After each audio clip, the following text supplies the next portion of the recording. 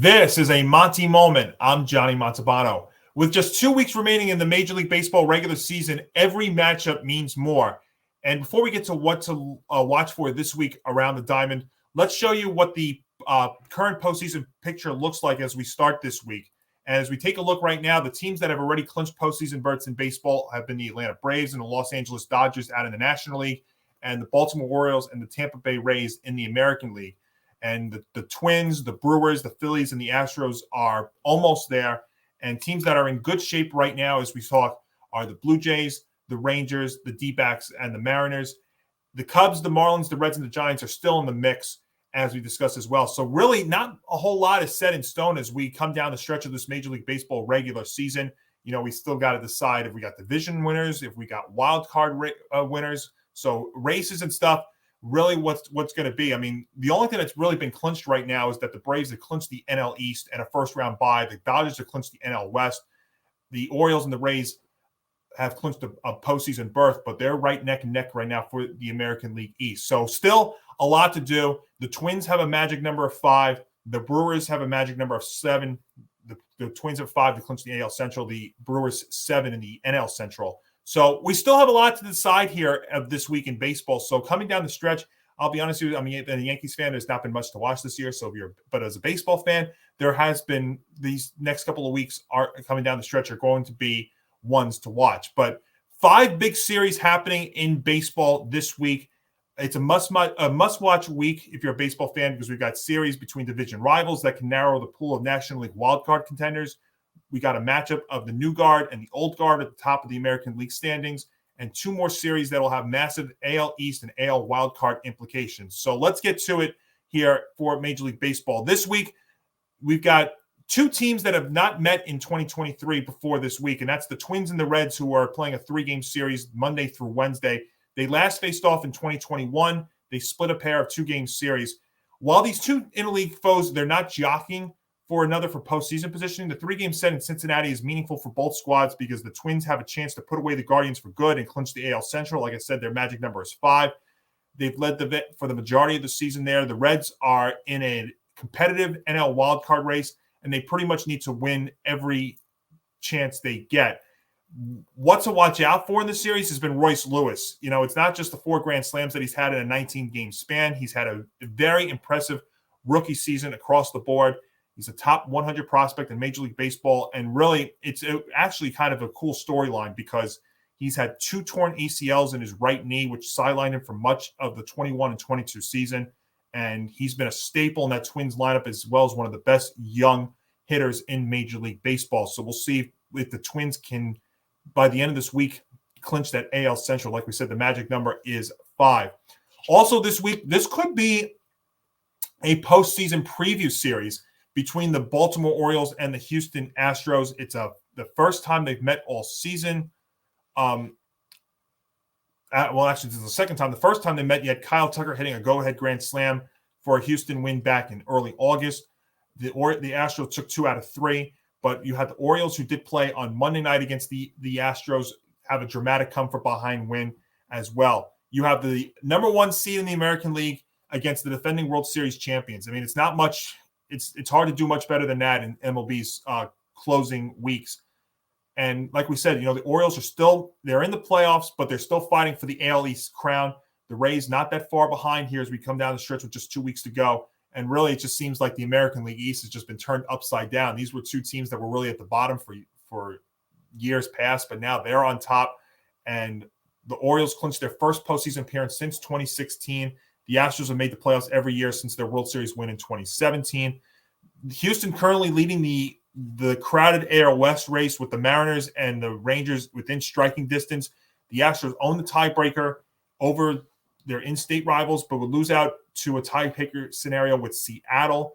What to watch out for in this series? Another standout young Orioles hitter, Heston Kjerstad, who's the number 24 prospect in the MLB pipeline, made his Major League debut against the Rays last Thursday. He homered on Friday.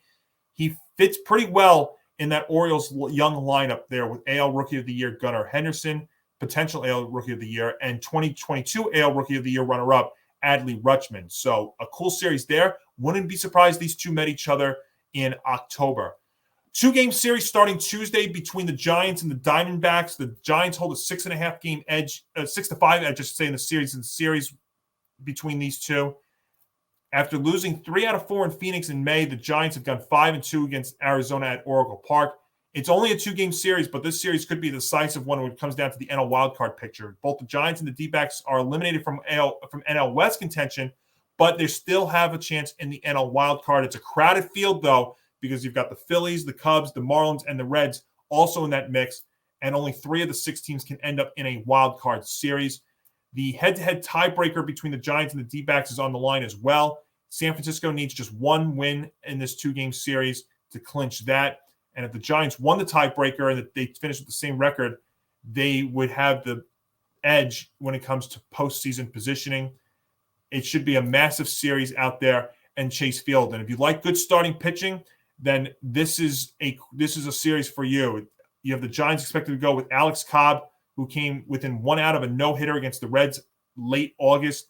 Logan Webb, who's MLB's innings eater, going for San Fran. The Diamondbacks have Zach Gallen, who came in 3rd in MLB.com's latest Cy Young Award poll. You know, he threw a 1-hitter recently. You've got righty Merrill Carroll. This should make for if they're all on form, this should make for a pair of pitchers duels out there in the desert. This weekend, you've got the Blue Jays and the Rays happening at Tropicana Field. The Rays hold a 4-3 edge against the Blue Jays after winning 3 out of 4 at Tropicana from late May. Toronto took 2 out of 3 at Rogers Center. So after a 3-game set with the Angels from Tuesday to Thursday, the Rays will have final 8 games will all be divisional contests. Tampa will host Toronto for the first of 2 series between the two, while the Blue Jays host the Rays from the 29th to the 1st to conclude the regular season. This series is crucial as the Rays try and seek an AL East title, while the Blue Jays contend for an AL wildcard spot. As I've mentioned earlier, Tampa Bay is still battling it out with Baltimore for the division title, which would be their 3rd in 4 years. And the Blue Jays are trying to compete with the Astros, Rangers, and Mariners for a playoff berth as well. It's going to be a tough task there this weekend at the Trop. Yandy Diaz is somebody to watch out for in this series. He's had really an unheralded season when you look at it. It's ranking 2nd in the American League in batting average at .319. He's 3rd in on-base percentage and 6th in slugging. And since September 9th, he's hit .371 with 4 doubles and 2 homers in that span. Big series for both teams. As we said, the Rays trying for the AL East, while the Blue Jays are trying for the AL wildcard. And finally, in the American League West, you've got the Mariners and the Rangers, the big 3-game series happening this weekend down there in Texas.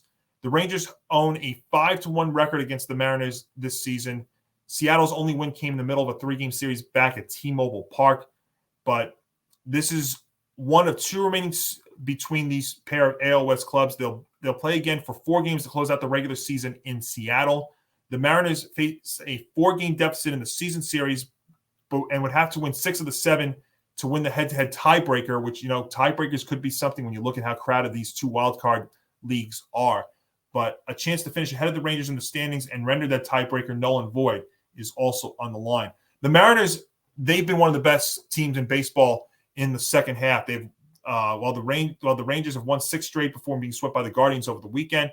2 weeks to go, both teams not only in the AL wildcard mix, but also in contention for the AL West title as well. But, of course, you'll have to surpass the Astros and each other if they hope to win a division and secure a likely first-round bye in the pennant. So, like we said, not much has really been clinched yet. Only 4 teams have clinched a postseason berth. We've still got division races. We've got wildcard races.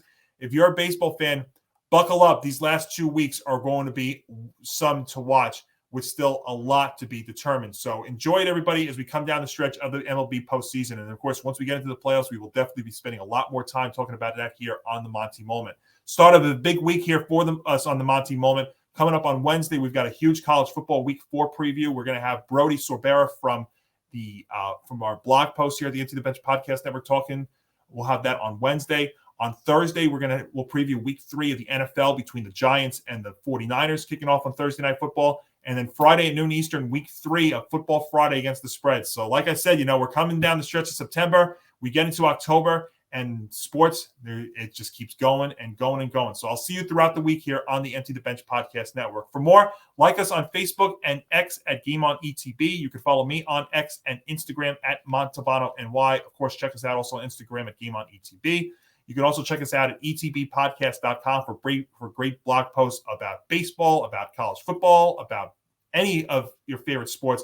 We talk about it on there. If you also check us out at youtube.com/ETB Network, where if you like our videos, leave us a like. If you're new, hit that subscribe button. And, of course, have your notifications set so you know when all of our content is going to be coming out.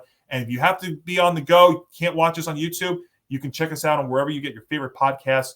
That's Acast, iHeart, Spotify, wherever you get your favorite podcasts, we are on the go for you. This has been a Montie Moment. I'm Johnny Montalbano.